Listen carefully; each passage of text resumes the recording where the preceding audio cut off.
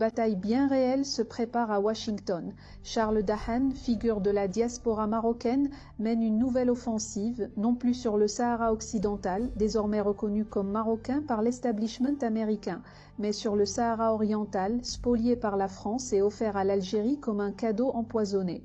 Restez avec nous pour plus de détails tirés du magazine Maroc Diplomatique. C'est en des termes sans équivoque que Charles Dahan, vice-président du World Moroccan Jewry, une fédération des juifs marocains basée aux États-Unis, a exposé cette nouvelle ligne de front. À Washington, nous disons que le dossier du Sahara occidental marocain est définitivement clos, et nous nous préparons maintenant à ouvrir le dossier du Sahara oriental marocain, annexé par la France au territoire algérien.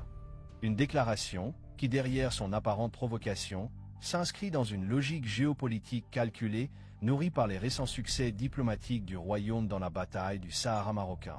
Dahan, figure respectée du lobbying pro-marocain outre-Atlantique, assure que la mobilisation s'organise déjà dans les cercles parlementaires américains.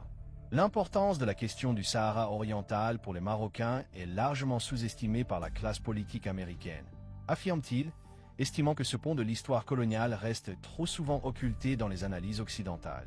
Il révèle qu'une stratégie ciblée est en cours pour porter ce dossier devant le Congrès, avec pour objectif d'élargir le front diplomatique au sein des institutions internationales et possiblement de l'inscrire dans une nouvelle dynamique onusienne. La démarche, encore marginale sur la scène internationale, reflète une volonté plus large de réexaminer les séquelles du découpage colonial dans le Maghreb central. Elle intervient dans un contexte de tensions persistantes entre Rabat et Alger, sur fond d'impasse politique au sein du Conseil de sécurité des Nations Unies. Si le dossier du Sahara occidental a connu un tournant décisif depuis la reconnaissance américaine de 2020, l'idée d'une réouverture du dossier du Sahara oriental pourrait bousculer les équilibres régionaux déjà fragilisés.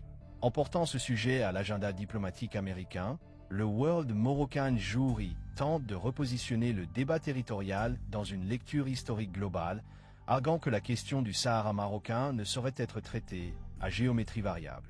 La démarche vise aussi à tester la solidité des alliances construites ces dernières années, notamment dans les sphères républicaines proches d'Israël et sensibles à la stabilité régionale. Il faudra maintenant voir si cette initiative trouvera un écho au sein du département d'État, où la prudence reste de mise dès lors qu'il s'agit de redessiner les lignes héritées du colonialisme. Pour le Maroc, pourtant, l'enjeu est clair: capitaliser sur les acquis diplomatiques récents pour ouvrir un nouveau front de souveraineté. Pour Alger, ce discours constitue une provocation supplémentaire qui pourrait attiser les tensions. Et pour les observateurs internationaux, il marque peut-être le début d'un nouvel épisode dans la longue et complexe reconfiguration des frontières au Maghreb.